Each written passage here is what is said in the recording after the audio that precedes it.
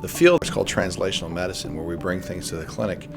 In the Mary Crowley Research Center's case, our focus is on what's called phase 1 studies. And if you're a cancer patient, what you're really after is something transformative. And we believe that those things are likely to come from the newest medicines, the things that have greatest science, the newest technology, the greatest hope. I was stage 4 malignant melanoma. They took some tissue from one of my largest tumors and they made a vaccine from it. And so then once a month I would come down and get a shot. It was to use your immune system to fight the cancer. I really didn't feel anything going on, but at the same time, I had several CT scans, and each time they showed a little less tumor. And then when I finally had this last PET scan, why, according to that, all the tumors were gone.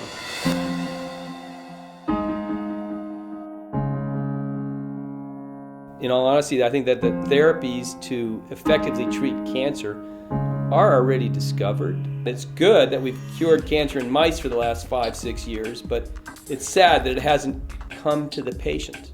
The technology that's out there that is the most potent is still in the animal laboratories. And so Crowley is a center that is able to translate things. It's able to very effectively move from preclinical to clinical, from animals to people. Unfortunately, basic research can take half a decade and a half to get to a patient.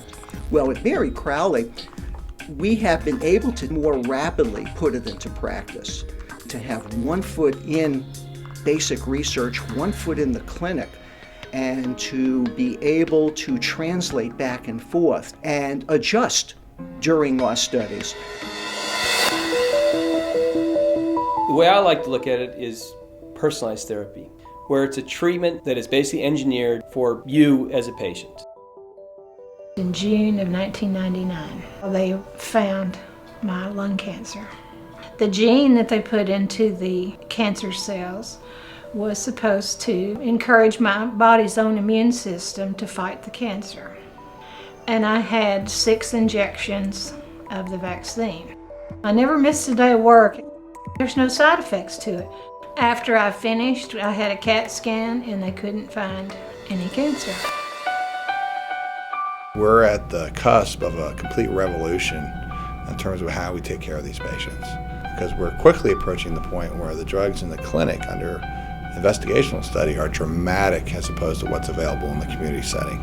Today, we are blessed with treatments that are nearly intrinsically safe, and that's in the area of vaccines and other gene and targeted therapies. This is a very collaborative process. We're providing a very specialized part of a larger care continuum. We are adding into that equation a very novel and new drug treatment plan, carefully overseen by the Food and Drug Administration, the FDA, and our regulatory bodies. But it's a partnership. We don't build a lot of buildings and parking lots and things like that. We actually use the monies that are raised to be transferred right into clinical trials. We set it up so a patient can be given the opportunity to have one of these experimental treatments in a nonprofit way so that, we can understand, is the technology right? Our mission is really to take the transformative therapies, to move those drugs effectively to people faster than we have in the past. By being able to do clinical research, you can actually impact not only the patients that you're caring for, you can have an effect worldwide.